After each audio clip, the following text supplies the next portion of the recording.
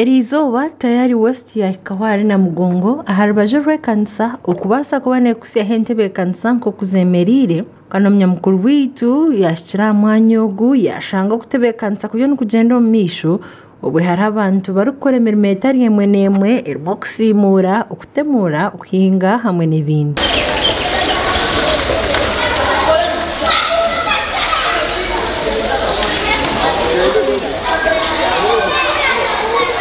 Bamwe obantu abitwashanga omwanya ogu ababizire kurambura harimo abana abantu bakuru hamwe n'abandi bantu.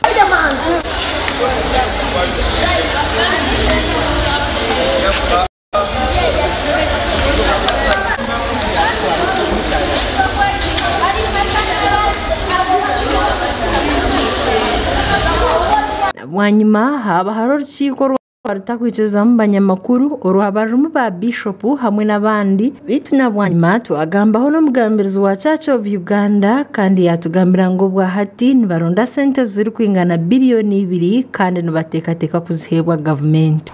Tuinemo n'abandi bantu bamwe batali bamwe na bamwe abali kututwerera kwatanisa nitwe kutushagika konka obuhajizo bwinji bya sente turabutekateka kuruga mu government ya Uganda kandi bamazire okuturaganisa kubaraze kutwatira bakatera akaganja tukabashaba budget yitwabahire eraka billion 2 kandi baturaganisa ngo balikora obucheki hembe okurebeka ngo at least ezibaratuhe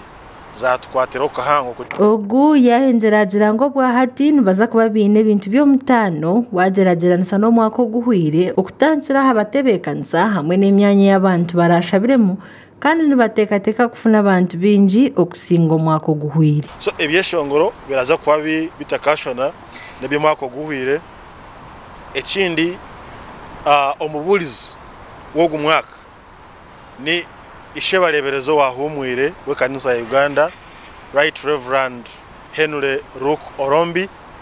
kandi tukamweta ya confirminga yajanaza kubaliho ali kwija okubali we yatubulira ekigambo cya Ruhanga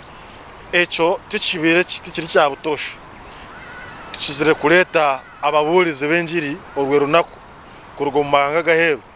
kongo gumurundi tushaziremu ngo omubulizi wo runaku abo witu wenyine Archbishop wahumwire nibyenje munonga bitebekanisize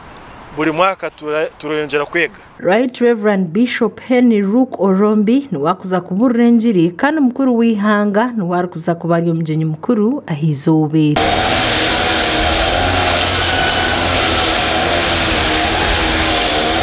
Amakuru agagasha kwa Ronald Ngabirano ahabwa tayari West omuri Kampala.